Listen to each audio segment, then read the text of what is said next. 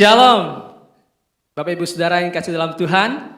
Hari ini kita masih bisa beribadah kepada Tuhan adalah satu bukti bahwa hidup kita tidak lepas dari campur tangan Tuhan. Dan meskipun saat ini kita tidak dapat beribadah bersama-sama, namun kita percaya bahwa ketika dengan hati sungguh-sungguh menyembah, maka Allah akan hadir di tengah-tengah ibadah kita.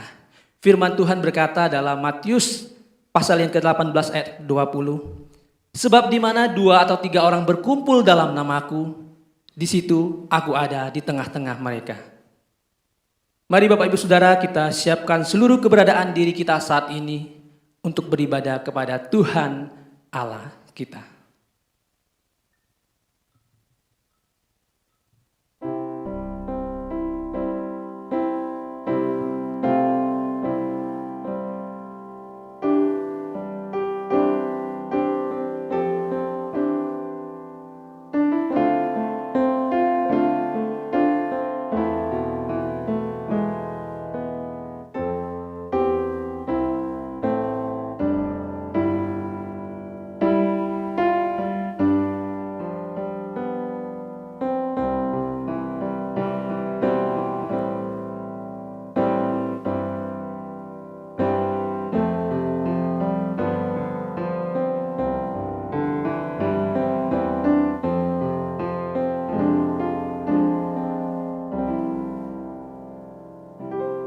Pertolongan kita ialah dari Tuhan yang menjadikan langit dan bumi, dan yang telah memilih kita sebelum dunia dijadikan, supaya kita kudus dan tak bercacat di hadapannya.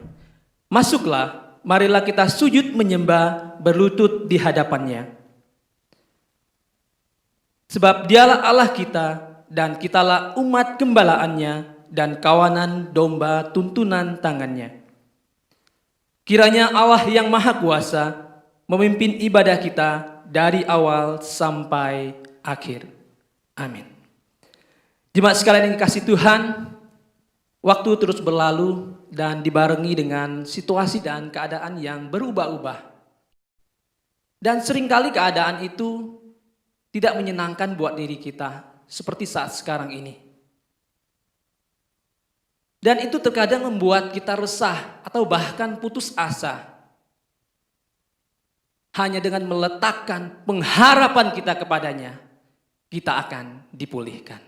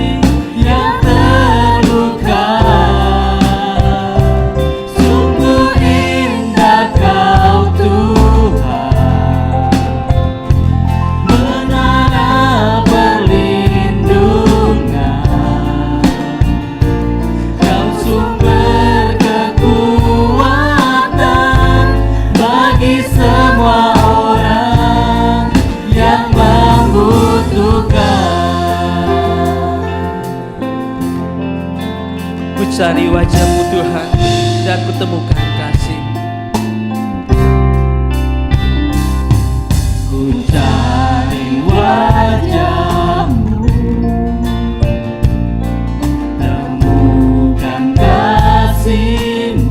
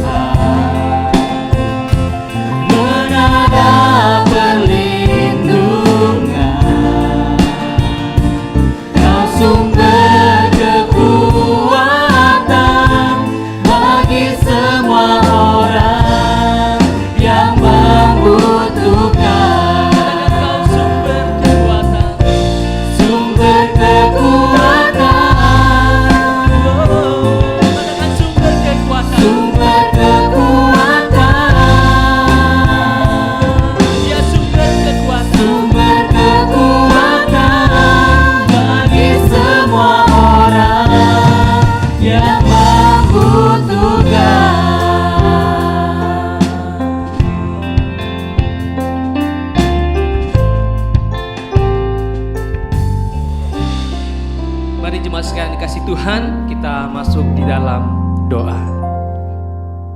Tuhan Allah Bapa kami yang baik, kami sungguh merasakan penyertaan dan pemeliharaan-Mu bagi kehidupan kami sampai hari ini. Tuhan berjanji akan selalu menopang kehidupan kami. Tuhan berjanji akan selalu memelihara kehidupan kami. Dan hari ini Engkau membuktikannya bagi kami. Terima kasih Bapa. Terima kasih buat semua kebaikan yang boleh kami terima Tuhan sampai hari ini. Dan jikalau saat ini kami boleh bersama-sama beribadah di hadapan Engkau Tuhan, kiranya Engkau boleh hadir di tengah-tengah kami, menikmati rangkaian ibadah kami dari awal sampai selesai ya Tuhan. Biarlah setiap puji-pujian kami boleh menyenangkan Engkau Tuhan, boleh meninggikan nama-Mu, dan kami boleh dikuatkan olehnya. Terima kasih Bapa, lawatlah setiap jemaat Tuhan dimanapun berada yang saat ini bersama-sama dengan kami menyaksikan tayangan ini untuk kami boleh beribadah, memberkati mereka. Kau berkati lawat mereka satu persatu ya Tuhan, biar mereka boleh merasakan kehadiran Tuhan di tengah-tengah ibadah mereka. Terima kasih ya Bapa, kami agungkan nama-Mu, kami mengucap syukur dan kami alaskan doa ini hanya di dalam satu nama, Yesus Kristus Tuhan dan Juru Selamat kami yang hidup. Amin. Jemaat sekalian yang dikasihi Tuhan, kita percaya bahwa kita adalah orang-orang yang sudah dibenarkan oleh Tuhan. Dan hanya lewat tangan Tuhan sendiri yang akan menopang kita dalam menjalani kehidupan kita sehari lepas sehari. Mari bersama-sama setiap jemaat Tuhan boleh menyerukan pujian ini. Katakan, jalan hidup orang benar diterangi oleh cahaya firman Tuhan. Jalan hidup orang benar diterangi oleh cahaya firman Tuhan. Jalan hidup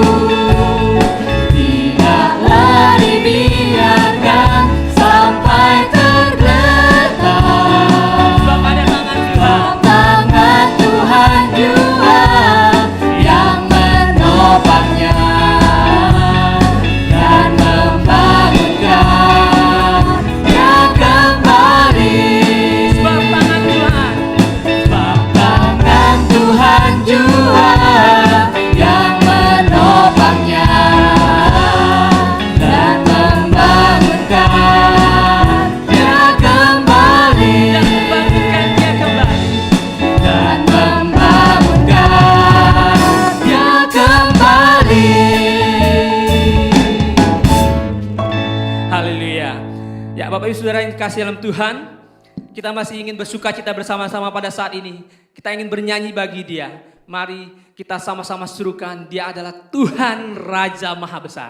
Sebab hanya di dalam Dialah keselamatan kita. Haleluya.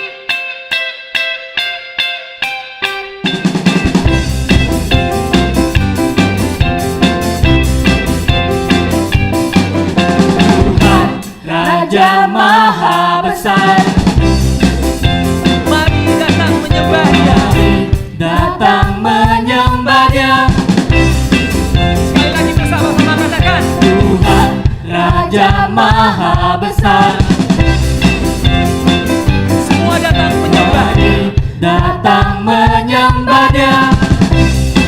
Dialah pencipta dunia. Dia mencipta dunia ini. Dia membentuk gunung-gunung, kehadirannya datanglah, nyanyi bersyukur padanya. Dengan bersuka bernyanyilah, Dia bantu keselamatan, pujinya Tuhan Raja Maha Besar. Tuhan Raja Maha Besar. Tuhan Raja Maha Besar. Mari datang menyembah Dia. Tuhan Raja Maha Besar. Mari datang menyembah Allah kita. Mari datang menyembah Dia. Serukan Dia pencipta Dia dunia. mencipta dunia ini. Dia membentuk gunung-gunung, kehadirannya datanglah, nyanyi bersyukur padanya. Dengan bersuka bernyanyilah, Dia bantu keselamatan, pujinya Tuhan Raja Maha Besar. Dia pencipta dunia ini. Dia mencipta dunia ini. Dia membentuk gunung-gunung, kehadirannya datanglah, nyanyi bersyukur padanya.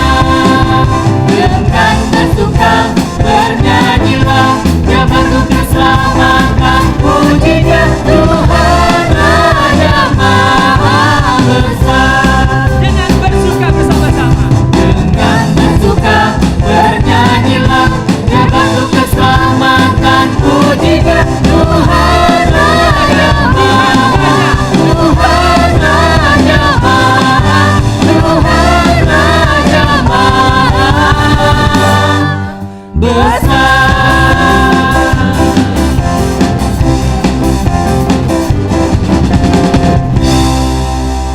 Praise God. Mari Bapak Ibu Saudara, saya mengajak kita membaca sebagian dari firman Tuhan. Yang kali ini terambil dari Mazmur pasal yang ke-22. Kita akan membacanya dari ayat yang kedua hingga ayat yang ke-6. Mazmur pasal yang ke-22, ayat yang kedua hingga ayat yang ke-6.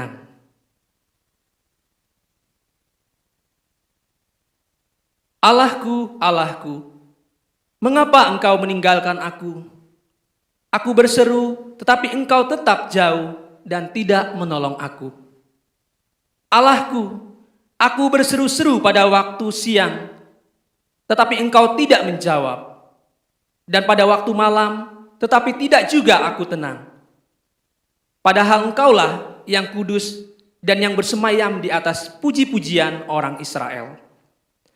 Kepadamu nenek moyang kami percaya, mereka percaya dan Engkau meluputkan mereka. Kepadamu mereka berseru-seru dan mereka terluput. Kepadamu mereka percaya dan mereka tidak mendapat malu. Amin. Bapak Ibu Saudara, seberapa besar kerinduan kita untuk mengenal Tuhan Allah kita dan seberapa dalam pengenalan kita akan Dia. Biar kiranya kita boleh terus diisi oleh firman Tuhan dan kita boleh dikenyangkan olehnya.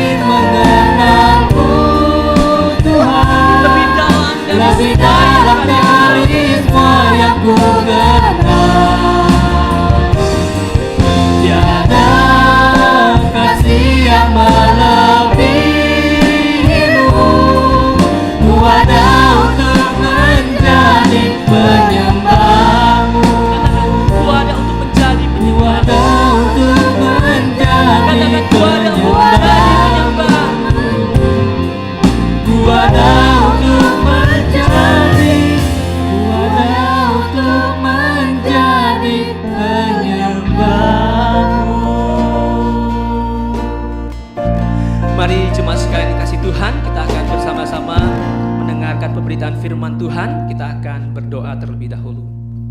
Bapa kami yang dalam sorga, kami membuka hati dan pikiran kami yang selebar-lebarnya di hadapan Engkau pada saat ini. Masuklah ya Tuhan, biar Roh Kudus Tuhan boleh menenangkan hati dan pikiran kami. Berbicaralah ya Tuhan bagi setiap umat-Mu, karena kami sudah siap untuk mendengarkannya. Biarlah setiap firman yang ditaburkan boleh jatuh ke dalam tanah yang baik dalam hati kami, supaya bisa bertumbuh subur dan berbuah lebat. Dan kami boleh menjadi pelaku-pelaku firman Tuhan. Terpujilah Engkau Bapa di sorga, berkati hamba-Mu yang akan menyampaikan pemberitaan ini. Di dalam satu nama Yesus Kristus Tuhan, Juru Selamat kami yang hidup, kami berdoa. Amin. Selamat bertemu lagi saudara. Kita berada dalam satu kebaktian. Kita tahu Tuhan hadir di tengah-tengah kita dan akan berfirman, memberikan kekuatan kepada kita. Mari saudara, saya ingin membacakan sebuah ayat yang terambil dari Mazmur 22 ayatnya yang pertama.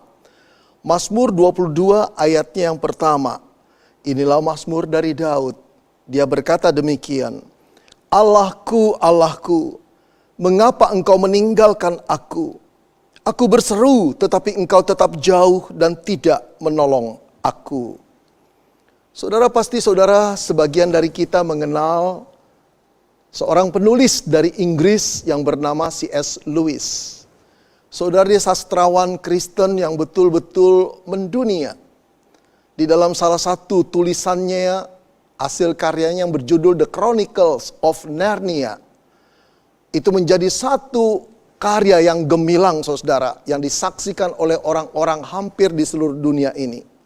Tapi yang menarik adalah saudara, dia pernah mengajukan satu pertanyaan kepada Tuhan saudara. Pertanyaan yang sebetulnya sangat relevan bagi kita semua, apalagi dalam situasi yang kita hadapi belakangan ini. Apa yang dia tanya kepada Tuhan saudara? Dia berkata begini, Tuhan, mengapa engkau lebih mudah ditemui saat hidup ini berjalan lancar? Tetapi begitu sulit aku ketemui ketika hidup ini, saudara, aku membutuhkan pertolonganmu. Kenapa Tuhan? Saudara yang dikasihi Tuhan, saya yakin ada banyak orang yang mengiyakan perkataan daripada C.S. Lewis ini. Ada kebenaran di dalamnya. Tuhan lebih mudah diketemui, saudara, saat hidup kita berjalan lancar. Tapi betapa sulitnya untuk menemui beliau ketika kita membutuhkannya. Dia menghilang entah kemana. Apalagi di dalam situasi COVID seperti ini saudara. Ada banyak anak Tuhan yang mengalami banyak persoalan. Baik persoalan kehidupan, baik persoalan penghasilan, kesehatan, macam-macam yang menekan jiwa banyak anak-anak Tuhan. Mereka menjerit, mereka berdoa, mereka meratap kepada Tuhan. Tetapi tidak ada respon daripada Tuhan. Tidak ada jawaban doa yang nyata yang mereka alami. Lalu di manakah Tuhan itu sebenarnya, saudara? Saudara-saudara, mungkin saja pertanyaan itu menjadi pertanyaan saudara saat belakangan ini, karena memang itulah yang dihadapi oleh kebanyakan orang pada umumnya. Saudara, saya kenal seorang anak Tuhan. Ia dan istrinya merupakan pelayan-pelayan Tuhan yang mendedikasikan hidupnya sepenuhnya bagi kemuliaan Tuhan. Saudara, walaupun sepasang suami istri ini hanya karyawan biasa dan gajinya juga pas-pasan saudara, tetapi mereka sungguh-sungguh hidup dengan pengucapan syukur dan melayani Tuhan sebagai WL di gereja mereka. Saudara, satu kali ada kabar berita bahwa perusahaan di mana sang suami bekerja saudara akan mengadakan pemberhentian sementara beberapa pegawai karena kasus COVID-19. Oh saudara, sang suami berdoa kepada Tuhan agar ia dihindari dari pemutusan pekerjaan ini. Tetapi apa kenyataannya saudara? Ketika pengumuman itu keluar, namanya tercantum di daftar orang yang harus dirumahkan. Saudara, terpukullah dia. Namun jauh lebih terpukul saudara, ketika dia pulang ternyata istrinya juga mendapat perlakuan yang sama di perusahaannya. Saudara-saudara, betapa menakutkannya jalan hidup mereka di depan. Sudah terbayang saudara, bulan depan mereka harus membayar kontrak rumah. Ada 13 kali cicilan motor yang harus mereka bayar. Masih 13 kali. Belum cicilan TV, belum biaya hidup, belum dukungan buat orang tua mereka. Oh saudara-saudara yang dikasih Tuhan, terbayanglah kesulitan-kesulitan yang akan mereka alami. Belum genap 3 bulan saudara, kesulitan itu benar-benar menjadi-jadi. 3 bulan tanpa penghasilan sungguh merupakan badai yang begitu berat di dalam kehidupan mereka. Mereka menangis kepada Tuhan, mereka meratap, mereka berdoa, mereka berseru, Tuhan tolong kami. Tapi Tuhan tidak menjawab saudara. Tuhan tidak berespon, Tuhan tidak membuat jalan keluar. Mereka mengeluh seolah-olah mereka ingin berteriak, di mana engkau Allahku? Di mana engkau? Tolong kami. Saudara-saudara yang dikasihi Tuhan, apakah pertanyaan itu juga relevan bagi saudara? Saat belakangan ini jiwa saudara terhimpit oleh berbagai persoalan. Engkau meratap, engkau menjerit, engkau berdoa, engkau berseru kepada Tuhan agar Tuhan menolongmu. Tapi kebanyakan kita mendapatkan respon yang diam dari Tuhan. Tak ada tanggapan dari Tuhan. Barangkali engkau merasa diabaikan Tuhan, dianggap sepi. Satu pertanyaan besar yang ada dalam dirimu dan diriku barangkali adalah, di mana engkau Tuhan saat kami membutuhkan pertolonganmu? Di mana engkau? Saudara yang dikasihi Tuhan, kalau kita melihat Alkitab, ternyata para nabi pun mengalami perasaan yang sama di tengah-tengah pergumulan yang hebat. Saudara, saya ingin mengisahkan beberapa. Yang pertama, Daud.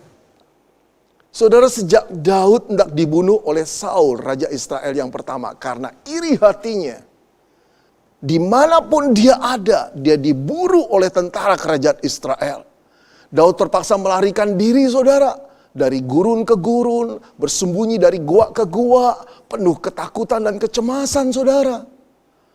Saudara, di dalam kefrustasian Daud, letih, lesu jiwa dan fisiknya, dia berseru kepada Tuhan, Allahku, Allahku, mengapa engkau meninggalkan aku? Itu tertera dari Mazmur yang kita baca tadi, Mazmur 22 ayat yang pertama. Kisah lain saudara, saya ingin pergi pada orang yang bernama Ayub. Seorang yang kaya raya, pedagang yang sukses, yang Alkitab katakan Ayub adalah orang yang saleh, jujur, takut akan Tuhan, menjauhi kejahatan. Tapi saudara tahu, satu kali musibah datang menimpa di dalam hidupnya berturut-turut saudara.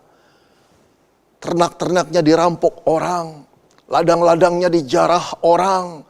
Kemudian putra-putrinya yang sedang berpesta dalam satu rumah mati binasa seketika bersama-sama ketika bencana alam terjadi.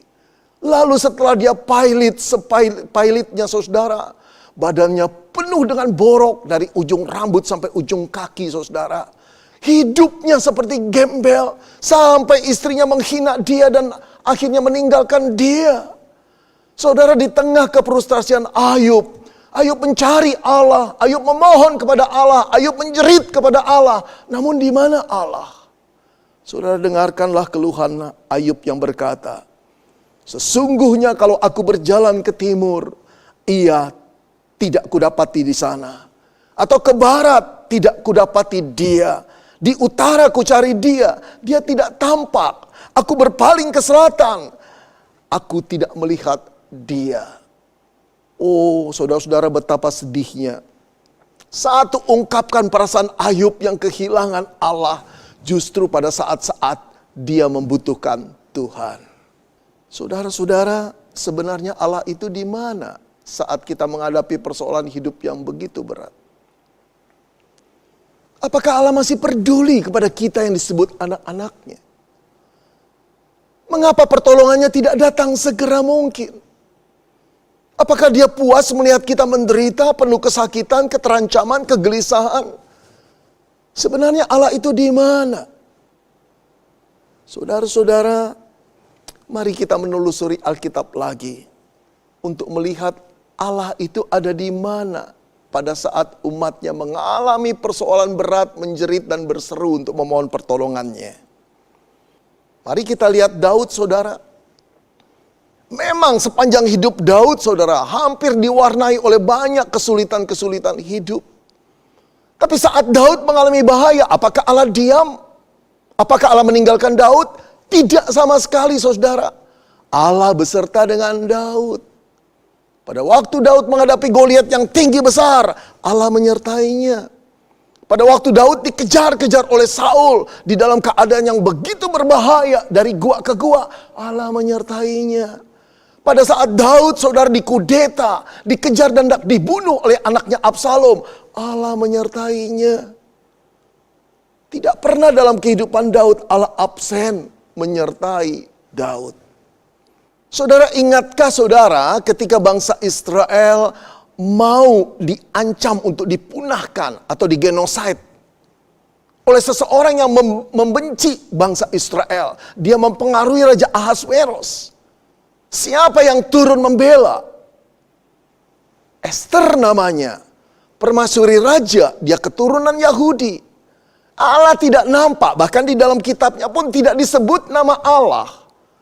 Tetapi bukan berarti Allah tidak hadir. Dia menggerakkan Esther untuk menjadi kepanjangan tangan menyelamatkan bangsa Israel dari kepunahan. Saudara, itu berarti bahwa Allah tidak pernah tinggal diam terhadap nasib umatnya. Walaupun dia tidak kelihatan, saudara, tapi dia menyertai umatnya. Saudara, penyertaan Allah dalam wujud yang tertinggi adalah turunnya Yesus Kristus menjadi manusia. Dia lahir sebagai manusia. Dia dibesarkan di tengah-tengah manusia. Dia bergaul dengan manusia. Di dalam dia bergaul dan berkomunikasi, dia melawat manusia. Saudara-saudara, dia mengasihi manusia.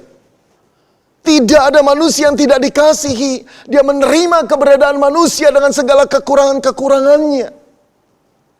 Dia mencintai. Dia juga mengajar manusia akan kebenaran. Bagaimana mereka harus hidup yang benar di hadapan Tuhan. Dan kasihnya yang terbesar, saudara-saudara, ditunjukkan ketika dia naik ke kayu salib mengorbankan jiwanya. Untuk apa, saudara? Dia mengorbankan jiwanya agar kita yang berdosa tidak dihukum Allah. Penyaliban Yesus di kayu salib merupakan penanggungan, substitusi, pergantian jiwa kita yang seharusnya mati dihukum oleh Tuhan karena dosa-dosa kita. Namun Kristus membayarnya. Saudara-saudara, saat dia ada di kayu salib, saat itu murid-muridnya meninggalkan dia. Saat itu pengikut-pengikutnya malah berbalik mencaci maki dia. Saat itu, saudara, justru Allah meninggalkan dia. Sehingga menjeritlah anak Allah itu, Allahku, Allahku, mengapa engkau meninggalkan aku? Saudara, dialah satu pribadi, satu-satunya pribadi yang sebetulnya tidak bisa ditinggalkan oleh Tuhan. Manusialah yang harusnya ditinggalkan oleh Tuhan. Karena manusia berbuat dosa. Tapi dia tidak berbuat dosa, saudara. Tapi justru dia menjadi satu-satunya pribadi yang ditinggalkan Tuhan. Tergantung di kayu salib secara mengerikan dan hina. Kenapa, saudara? Agar engkau dan saya tidak ditinggalkan Tuhan. Karena hukuman kita telah ditanggungnya. Dia yang tidak mengenal dosa dijadikan dosa olehnya. Agar kita terbebas dari hukuman dosa. Saudara-saudara, itu bukti penyertaan Allah. Sampai Allah Bapa rela untuk terpisah dari anaknya. Agar kita terus disertai oleh Tuhan. Saudara yang dikasihi Tuhan, ketika kita mengalami kesulitan, ketika doa-doa kita tidak terjawab, ketika nampaknya Allah tidak berespon dengan ratapan dan seruan kita, itu bukan berarti dia tidak menyertai kita. Saudara, walaupun kita tidak bisa melihat hadirat Tuhan, tapi bukan berarti Tuhan tidak hadir. Tuhan tetap hadir dalam kehidupan umatnya, saudara-saudara. Oh saudara, mari. Ketika kita punya HP kehabisan pulsa, kita on, kita lihat sudah tidak bisa connect dengan wifi internet kita. Lalu kita mulai klik icon wifi. Di sana banyak tulisan-tulisan saudara wifi orang lain. Barangkali ada yang namanya metafor. Ada juga signal wifi yang namanya separuh jiwaku, ada lagi belahan cintaku, macam-macam lah. Nah saudara, percayakah saudara bahwa di balik signal itu ada power? Di balik signal itu ada pribadi yang memilikinya. Nggak kelihatan, tapi ketika pribadi itu mengizinkan saudara dan saya masuk ke wifi-nya, kita mendapat signal, HP kita hidup kembali. Ketika HP digerakkan oleh signal yang tidak nampak saudara, maka engkau dan saya bisa mencari informasi apa yang tidak kita tahu jadi tahu. Jalanan yang kita tidak tahu menjadi jelas dibimbing oleh HP kita, gadget kita. Kemudian kita juga bisa, saudara, untuk meminta tolong HP kita untuk memesan makanan, membayar, dan melihat rekening kita sisa berapa. Oh saudara-saudara, tidak nampak signal wifi itu secara nyata, tapi bukan berarti dia tidak hadir. Saudara, hal yang sama ketika kita berdoa menjerit kepada Allah, kita tidak merasa hadirat Allah, tapi bukan perasaan kita sekarang yang harus kita andalkan. Pengetahuan kita tentang Allah, bahwa dia adalah pencipta alam semesta, bahwa dia adalah roh, bahwa dia adalah Allah yang tidak pernah meninggalkan ciptaannya. Dia tetap memelihara bersama dengan ciptaannya, dia tidak pernah meninggalkan ciptaannya. Bahkan dia memberikan Yesus Kristus untuk Allah yang Immanuel itu tetap menjadi bagian kita dan hadir dalam hidup kita. Saudara, sampai Paulus berkata tidak ada satupun yang bisa memisahkan dari kasih kita dari kasih Kristus. Tidak, penderitaan, ketelanjangan, kekurangan, apapun tidak, bahkan kematian pun tidak. Saudara-saudara, masih kurangkah engkau percaya bahwa Allah tidak pernah meninggalkan kita? Jadi di mana Tuhan pada waktu kita menghadapi penderitaan, berdoa dan berseru dan dia tidak menjawab? Dia hadir. Dia mendengar doamu. Dia tahu kesulitanmu. Karena dia ada pada saat engkau berdoa. Dia memandangmu, dia menilikmu. Oke Pak, saya boleh mengakui bahwa Tuhan itu hadir dalam kehidupan saya. Barangkali ada orang yang berkata begitu. Atau pikiran saudara berjalan seperti itu. Lalu saudara lanjutkan, tapi masih ada satu pertanyaan Pak yang memburu di kepala saya. Kalau Tuhan hadir, mendengar doa dan melihat kesulitan saya, mengapa dia tidak segera menolong Pak? Coba Bapak jawab pertanyaan itu. Kalau Tuhan hadir melihat kesulitan saya, mendengar doa saya, kenapa dia tidak segera menolong? Kenapa dia berlama-lama? Apakah dia senang melihat orang stres, gelisah, penuh ketakutan, kesakitan, dan penderitaan? Saudara-saudara, apa yang menjadi pertanyaan saudara telah menjadi pertanyaan saya sekian lama. Kalau Allah hadir, kenapa dia tidak segera menolong? Saudara-saudara, kalau kita melihat Alkitab, kita harus mengakui bahwa Allah seringkali menolong umatnya berlambat-lambat memang. Kita harus mengakui itu. Saya tunjukkan pada saudara. Ketika orang-orang Israel berada di Mesir, mereka terjajah, dipekerjakan rodi, dipaksa, bahkan anak-anak mereka pernah dibunuh. Saudara, berapa lama mereka menderita sampai Allah menolongnya? 400-an tahun. Kita bertanya, kenapa Allah selama itu setelah banyak korban jatuh, kenapa Allah tidak segera menolong? Katanya dia hadir, tapi kok tidak menolong? Saudara-saudara, mengapa Allah tidak menolong Israel di Mesir sampai 400 tahun kemudian? Jawabnya kita tidak tahu dan tidak ada seorang pun yang tahu. Mari saya perlihatkan lagi, saudara. Ketika bangsa Israel dijajah di Babel, sebagai orang-orang jajahan yang terbuang di sana, kehidupan mereka tidak nyaman, tidak senyaman kampung halaman mereka, bukan? Mereka menjerit kepada Tuhan ketika mereka terancam untuk digenosid, saudara. Sampai Allah membebaskan mereka. Berapa lama Allah membebaskan mereka? 70 tahun. Kenapa begitu lama? Kenapa tidak 7 tahun? Kenapa tidak 7 bulan? Kenapa tunggu 70 tahun? Seolah Allah itu memang berlama-lama dan menikmati kesulitan umatnya. Saudara-saudara, mengapa Allah begitu lama menolong umatnya?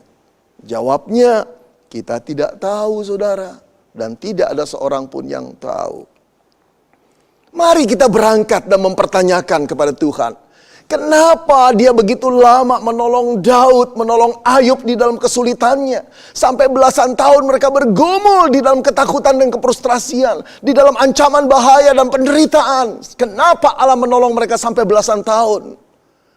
Saudara, harus kita katakan kita tidak tahu jawabannya. Dan tak seorang pun yang tahu. Namun saya ingin mengutip sebuah ayat, saudara, yang Yesaya katakan demikian. Sebab rancanganku bukanlah rancanganmu, dan jalanku bukanlah jalanmu. Demikianlah firman Tuhan. Seperti tingginya langit dan bumi, demikianlah tingginya jalanku dari jalanmu, dan rancanganku dari rancanganmu. Saudara, firman ini berkata Tuhan tidak bertindak secara sembarangan, asal-asalan, tanpa perencanaan. Dia juga tidak bertindak secara intuitif. Seperti seorang seniman yang hanya berkarya kalau datang inspirasi. Atau dia bukan seperti seorang gadis yang mudi. Yang hanya mau melakukan sesuatu yang sesuai dengan tergantung perasaannya. Tidak sama sekali, saudara. Allah adalah Allah yang terencana. Allah adalah Allah yang berhikmat. Allah adalah Allah yang pandai. Allah adalah Allah yang maha bijak, saudara. Dia bertindak sesuai dengan keputusannya, saudara. Saya ingin menunjukkan saudara lagi. Sejak Adam dan Hawa jatuh dalam dosa, Allah sudah menjanjikan seorang juru selamat akan datang. Membebaskan manusia dari dosa.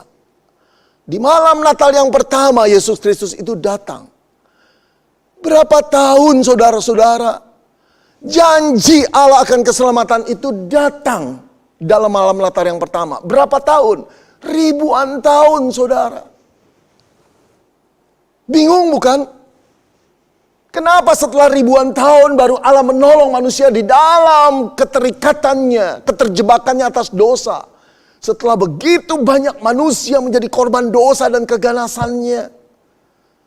Jawabnya adalah kita tidak tahu dan tak seorang pun yang tahu, saudara. Namun Galatia 4 ayat 4 berkata, tetapi setelah genap waktunya, maka Allah mengutus anaknya yang lahir dari seorang perempuan dan takluk kepada hukum Taurat. Setelah genap waktunya, waktu siapa, saudara? Waktu Tuhan. Bukan waktu kita. Di dalam waktu Tuhan tertera juga, saudara, terkandung di dalamnya, di dalam perencanaan Tuhan, bukan perencanaan kita. Di dalam jalan Tuhan, bukan jalan kita. Oh, saudara-saudara, inilah yang kita harus maklumi. Bahwa Allah bukan pribadi yang bertindak asal-asalan tanpa perencanaan. Bukan intuitif, bukan mudi, tapi segala sesuatu telah Dia hitung sesuai dengan hikmatnya. Saudara, sampai Paulus berkata, oh alangkah dalamnya kekayaan, hikmat dan pengetahuan Allah. Sungguh tak terselidiki keputusan-keputusannya, dan sungguh tak terselami jalan-jalannya. Sebab siapakah yang mengetahui pikiran Tuhan, atau siapakah yang pernah menjadi penasihatnya?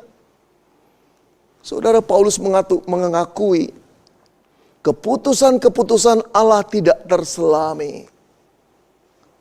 Saudara, saat manusia itu bangga ketika bisa menghitung berbagai faktor dalam mengambil keputusan. Saudara, Allah bukan cuma tahu beberapa faktor atau belasan faktor. Allah mengetahui jutaan faktor yang tidak dipertimbangkan manusia dalam mengambil satu keputusan. Jutaan faktor. Bahkan yang lebih luar biasa, dia bisa menggerakkan, mendesain faktor-faktor itu untuk bekerja sesuai dengan apa yang dia putuskan. Karena apa, saudara? Karena dia Allah yang maha kuasa. Karena dia Allah yang maha bijak. Lalu dalam keberadaan Allah seperti ini, adakah Allah memerlukan penasihat? Seperti dia kekurangan hikmat. Oh saudara, kita harus malu bahwa kita tidak layak dibanding Allah. Saudara-saudari, Yesaya berkata dia adalah penasihat ajaib. Dia penasihat ajaib. Apakah memerlukan penasihat? Saudara-saudara, jadi pada waktu Allah menahan-nahan atau merasa kita merasa Allah berlambat-lambat menolong. Saudara-saudara, itu bukan karena Allah tidak punya rencana. Tapi justru karena dia merencanakan dengan matang, dia tahu kapan harus menolong kita. Atau bahkan saya katakan, kapan menolong, kapan tidak menolong. Kalau menolong, kapan waktunya. Kalau tidak menolong, bagaimana nanti akibatnya. Tuhan sudah baca semua itu sesuai dengan rencananya. Kalau begitu saudara, mari kita jawab pertanyaan. Mengapa Allah berlama-lama menolong kita? Mengapa Allah tega membiarkan kita menderita di dalam situasi-situasi yang menjepit seperti belakangan ini? Jawabnya adalah itulah kedaulatan Tuhan. Itulah kedaulatan Tuhan, saudara. Itulah hak prerogatif Tuhan. Satu hak yang dia punyai, yang tidak perlu dia konsultasikan kepada yang lain. Hanya dia yang bisa mengambil keputusan sesuai dengan dia. Kedaulatan Tuhan. Saudara, kita sudah mengenal istilah lockdown. Karena kasus pandemi ini, bukan? Nah, mari kita bertanya, saudara, siapakah di negara Indonesia ini yang berhak untuk memutuskan satu daerah, satu kota, satu provinsi itu untuk lockdown? Apakah bupati, wali kota, gubernur? Saudara, Presiden Jokowi menegaskan bahwa satu daerah lockdown atau tidak lockdown itu wewenang daripada pusat. Yang dimaksud tentu saja presiden, saudara. Di bawah dialah wewenang itu. Dialah yang berdaulat memutuskan. Dialah yang mempunyai hak prerogatif untuk memutuskan lockdown atau tidak lockdown. Karena itu orang-orang di bawahnya harus tahu diri. Boleh sih saudara-saudara, Presiden Jokowi itu diberikan informasi tentang keadaan di satu daerah seperti apa. Karena beliau tidak maha tahu, bukan? Karena beliau juga tidak tahu detailnya keadaan budaya situasi lokal setempat. Oleh karena itu perlu diberi informasi agar beliau mengambil kebijaksanaan atau keputusan yang tepat. Tetapi keputusan lockdown atau tidak lockdown itu adalah hak kedaulatan presiden. Saudara yang dikasihi Tuhan, apakah Allah akan menolong kita atau tidak? Kapan dia menolong kita atau tidak dari persoalan kita?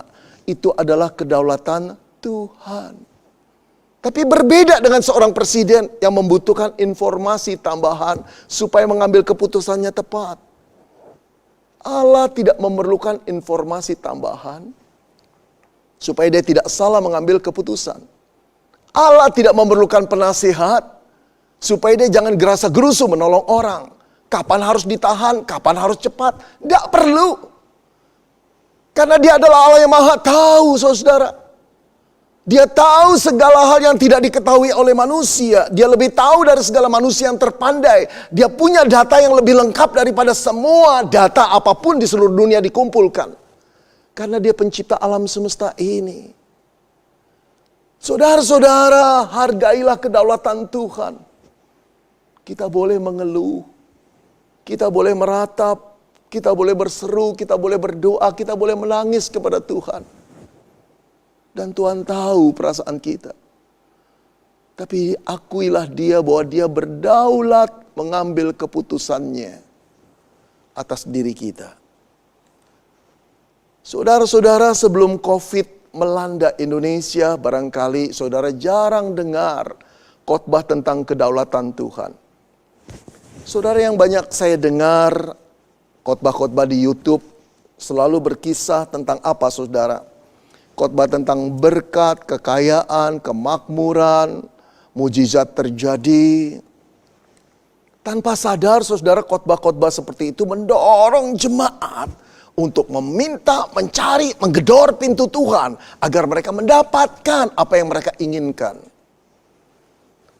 Saudara-saudara, beberapa pengkhotbah berkata, untuk mendapatkan lebih daripada Tuhan, bawalah persembahan lebih banyak lagi. Dengan demikian Allah yang tidak pernah berhutang akan melunaskan, bahkan menambahkan apa yang kamu beri. Saudara-saudara yang dikasihi Tuhan, tanpa sadar pula jemaat sedang diajarkan bagaimana cara menyetir Allah, memanipulir Allah, menggerakkan Allah. Apakah betul ajaran ini? Kalau gitu, itu bukan Allah yang berdaulat, yang bisa dimanipulir, digerakkan, disetir oleh jemaat dengan pemberiannya, dengan doanya, dengan puasanya, dengan ritual agamanya. Saudara-saudara yang dikasihi Tuhan, setelah kasus COVID baru ternyata, saudara-saudara, bahwa pengajaran itu tidak benar sama sekali. Tidak ada persembahan, tidak ada pelayanan, tidak ada ibadah yang bisa memaksa Allah untuk menghilangkan COVID dalam dunia ini. Tidak ada. Tidak ada doa, tidak ada iman, tidak ada puasa, tidak ada penengkang-penengkingan untuk membuat COVID ini hilang dari muka bumi. Tidak ada minyak urapan, saudara, yang bisa mengusir COVID dan menangkal COVID dari tubuh anak-anak Tuhan orang Kristen. Tidak ada. Karena apa, saudara? Karena Allah tidak bisa dipaksa. Dia adalah Allah yang berdaulat. Bagian kita adalah let God be God. Biarkan Tuhan menjadi Tuhan. Biarkan Tuhan memutuskan apa yang kehendaknya, rancangannya. Bagian kita adalah mentaatinya, menghormatinya, tunduk kepadanya, dan menunggu waktu Tuhan menjadi waktu kita. Saudara yang dikasihi Tuhan, ingatkah saudara pada kasus Sadrah, Mesah, Abednego, teman-teman Daniel? Ketika berada di Babel, di bawah kerajaan Babel, rajanya Nebukadnezar, yang menginginkan seluruh orang menyembah patung emasnya.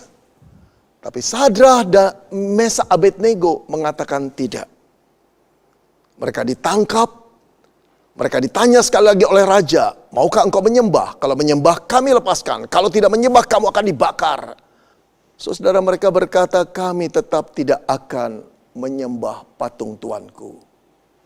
Saudara, raja marah sekali, memerintahkan pegawai-pegawainya untuk memanaskan tungku perapian 7 kali lipat lebih besar dari semula. Menakutkan sekali. Tapi bagaimana reaksi Sadrah, Mesah, Abednego? Mereka malah berkata demikian. Jika Allah kami yang kami punya sanggup melepaskan kami, maka ia akan melepaskan kami dari perapian yang menyala-nyala itu. Dan dari dalam tanganmu ya Raja. Tetapi seandainya tidak, hendaklah Tuanku mengetahui ya Raja, bahwa kami tidak akan memuja dewa Tuanku dan tidak akan menyembah patung emas yang Tuanku dirikan itu.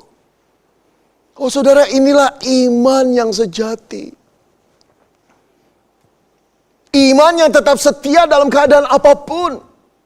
Walaupun bukan cuma bahaya, kematian bisa tiba. Bagi orang percaya, apalagi kita yang telah diselamatkan di dalam Yesus, saudara. Kematian itu hanya pengantar kita bertemu dengan Yesus. Kematian itu tidak bisa dihindari. Tapi beruntunglah ketika kita mengalami kematian dengan iman di dalam Yesus. Karena dia telah mengganti hukuman dosa kita, bukan? Saudara-saudara yang dikasihi Tuhan, kematian bisa datang pada siapa saja. Dan satu kali kelak kita seorang demi seorang akan mendapat kematian itu. Tapi berbeda menghadapi kematian dengan iman dan menghadapi kematian dengan ketakutan. Ketika kematian itu datang dan kita tetap beriman. Kalau memang Allah mengizinkan mati, itu berarti kehendaknya. Allah memutuskan atas dasar kedaulatannya. Let God be God. Jangan marah kepada Tuhan karena kedaulatannya. Tapi kalau kedaulatannya memutuskan kita akan selamat, diancam seperti apapun, bahaya kematian berkali-kali pun menyerang kita, tetap saja kita akan hidup, bukan? Saudara-saudara, biarlah kita beriman kepada Tuhan. Sekarang mulai belajar tentang kedaulatan Tuhan. Akuilah Dia di dalam segala situasi. Boleh berdoa, boleh berseru, boleh berharap, tapi jangan paksa Tuhan. Jangan kau berpikir karena engkau beriman, karena engkau melayani Tuhan, karena engkau memberi persembahan, karena engkau berbakti kepada Tuhan, maka Tuhan akan mengabulkan doamu. Terserah Tuhan, suka-suka Tuhan, karena Dia Allahnya, bukan kita Allahnya Tuhan. Saudara-saudara, belajarlah untuk menghormati Tuhan, mengasihi Dia dalam segala keadaan. Apakah kita hanya mau menerima apa yang baik dari Tuhan, tapi ketika kita sulit kita marah kepada Tuhan? Saudara-saudara, saya ingin sekali mengisahkan kisah seorang anak Tuhan yang bernama Michael Robert Marampe. Viral di medsos beberapa minggu yang lalu. Saudara, usianya 28 anak muda ini. Pekerjaannya adalah dokter. Ia berasal dari kota Mobagu, Sulawesi Utara. Saudara, pada dasarnya Dr. Michael ini hendak merencanakan pernikahannya pada tanggal 11 April bulan lalu. Dengan kekasihnya, dengan tunangannya yang sudah dia kenal bertahun-tahun. Orang-orang yang takut akan Tuhan pula mereka berdua ini. Saudara, tetapi karena tugas panggilannya, dia merawat orang-orang yang terpapar COVID. Mereka berunding dan menyatakan setuju untuk memundurkan atau menunda perkawinan mereka, saudara. Tetapi justru karena mereka menunda perkawinan mereka ini dan tetap melayani orang-orang COVID, Dr. Michael terkena COVID-19. Saudara, dia dirawat di rumah sakit, 8 hari lamanya dia dirawat di sana, saudara. Lalu dia mengunggah videonya yang penuh dengan simpati. Kita lihat sebentar, saudara ya, video ini. Halo teman-teman semua, selamat pagi dan selamat beraktivitas. Saya Dr. Michael Robert Marampe. Hari ini adalah hari ke-8 saya dirawat dan saya menjadi salah satu korban dari COVID-19. Buat saya, menjadi seorang dokter itu adalah suatu kebanggaan tersendiri.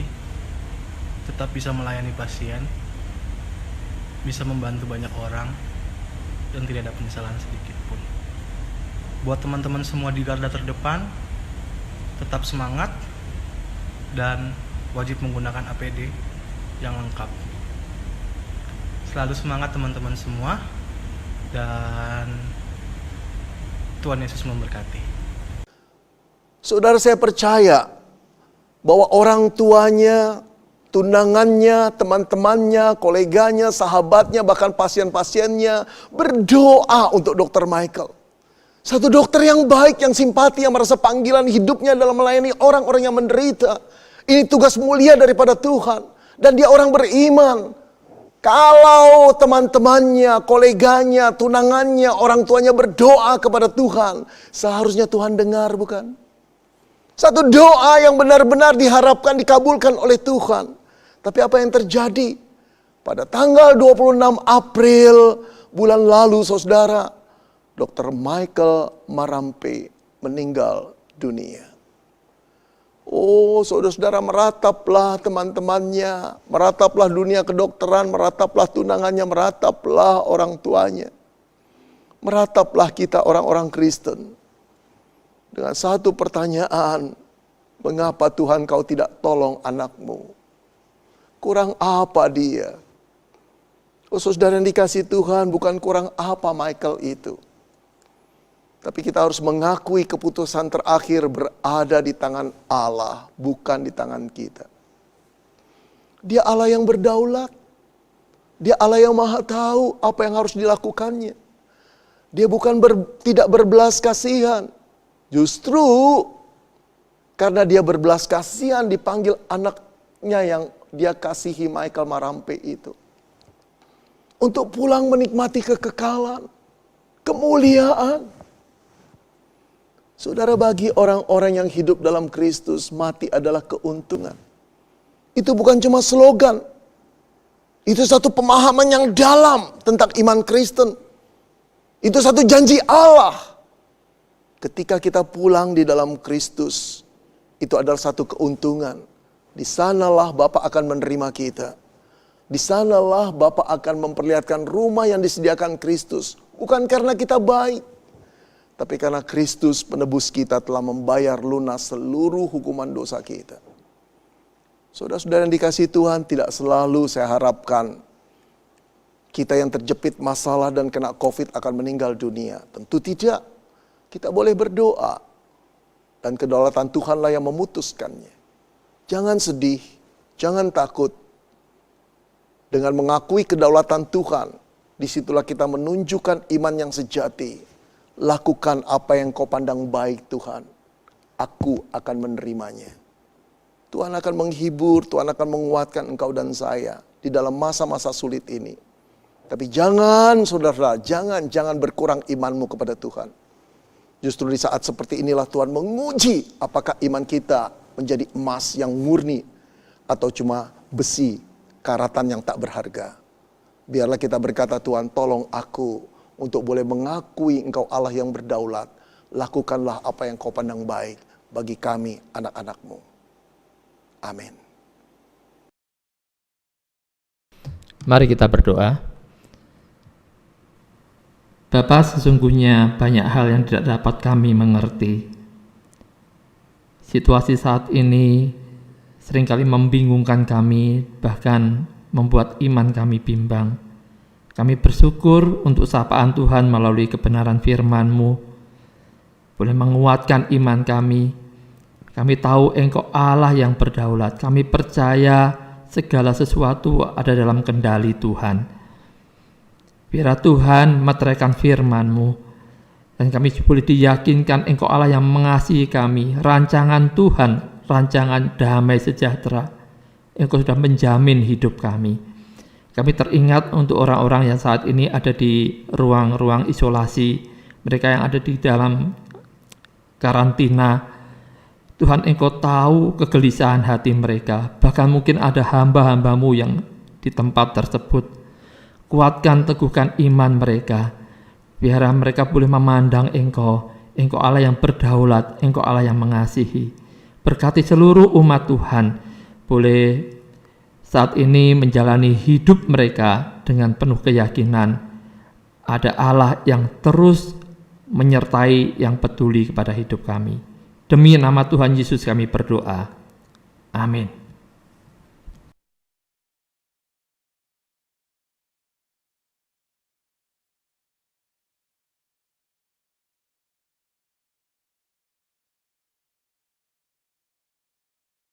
Jemaat sekalian yang kasih Tuhan, kiranya firman Tuhan yang sudah kita dengar pada saat ini boleh menguatkan kita dan kita lakukan dalam kehidupan kita sehari-hari. Bapak Ibu Saudara, kita tahu bahwa pengharapan hanya di dalam Tuhan satu-satunya. Sebab ketika Dia bangkit adalah satu bukti, adalah satu janji buat hidup kekal yang sudah dipersembahkan, yang akan dipersembahkan buat kita oleh Tuhan Yesus. Bagaimana respon kita saat ini? Mari bersama-sama kita serukan lewat pujian ini. Anak Allah, Yesus namanya. Sebab Tuhan hidup.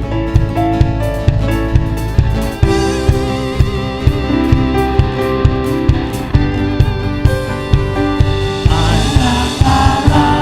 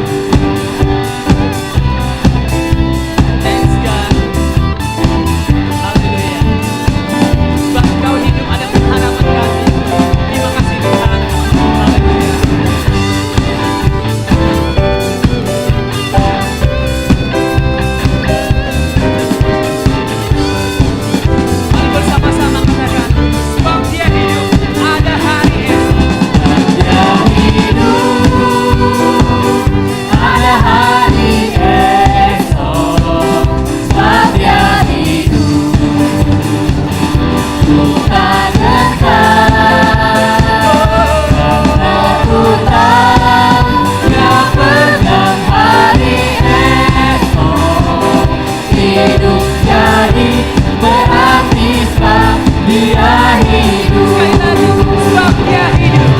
Dia hidup. Ada hari esok. Sebab Dia hidup. Ku tak gentar, karena ku tahu Dia pegang hari esok. Hidup jadi berarti sebab Dia hidup. Hidup jadi berarti. Hidup jadi berarti sebab Dia hidup. Hidup jadi berarti sebab Dia hidup. Hidup jadi berarti sebab Dia hidup. Kita akan mendengarkan warna gembala.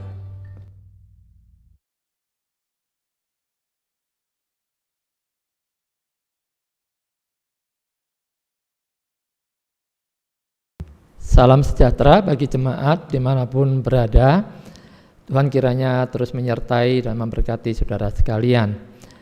Kita ucapkan terima kasih kepada Bapak Pendeta Beni Sorihin yang sudah membagikan renungan firman Tuhan bagi kita semua. Tuhan memberkati Bapak dan pelayanan dimanapun Bapak berada.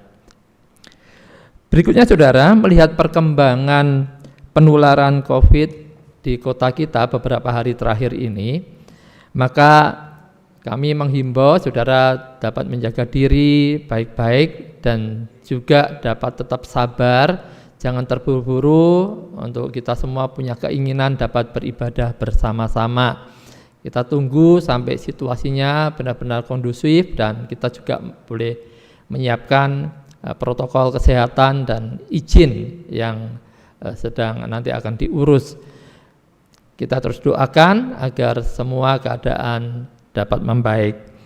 Kemudian minggu lalu telah dilaksanakan baptisan kepada 12 orang saudara kita dan juga atestasi masuk 4 orang.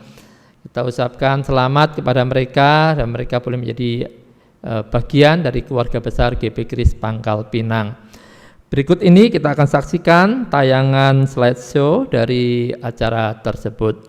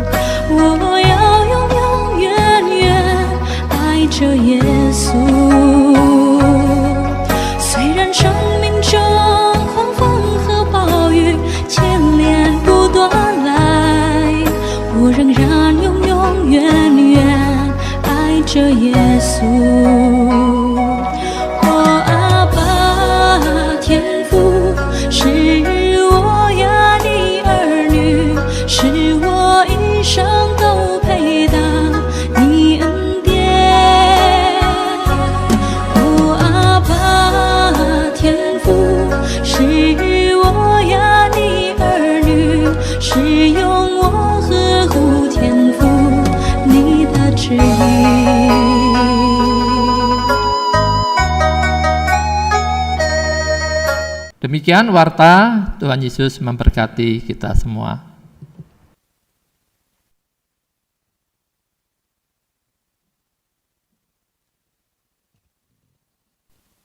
Jemaat yang terkasih dalam Tuhan, kita akan bersama-sama menutup ibadah kita dengan doa. Tuhan, terima kasih buat penyertaan-Mu Tuhan, buat ibadah kami pada saat ini, boleh berlangsung dari awal sampai saat ini. Biarlah apa yang kami lakukan ini boleh berbuah harum dan boleh menyenangkan dan meninggikan nama Engkau. Terima kasih ya Tuhan, segala puji hormat kami kembalikan hanya kepadamu. Dalam nama Tuhan Yesus kami berdoa. Amin.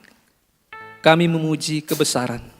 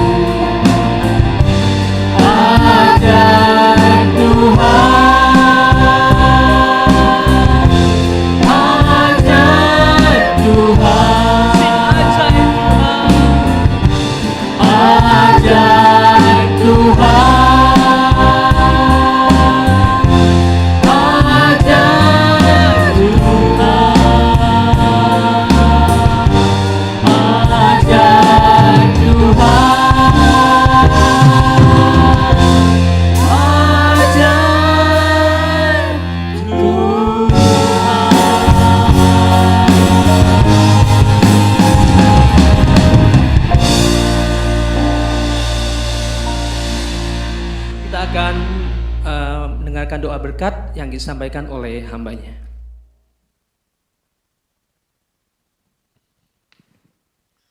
Saudara-saudara kekasih, mari kita arahkan hati dan pikiran kita kepada Tuhan untuk menerima berkat-Nya. Semoga Allah damai sejahtera menguduskan kamu seluruhnya, dan semoga roh, jiwa, dan tubuhmu terpelihara sempurna dengan tak bercacat pada kedatangan Yesus Kristus Tuhan kita. Semoga kasih karunia Yesus Kristus, kasih yang abadi dari Bapa Sorgawi, persekutuan dan penghiburan Roh Kudus menyertai saudara sekalian sekarang dan selama-lamanya. Amin. Mari kita naikkan pujian. Amin. Amin.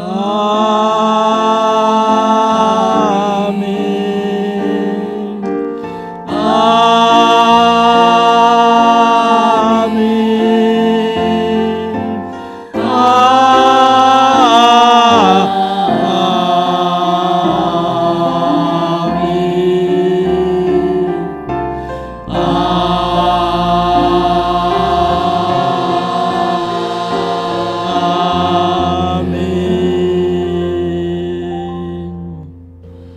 Doa teduh kebaktian selesai.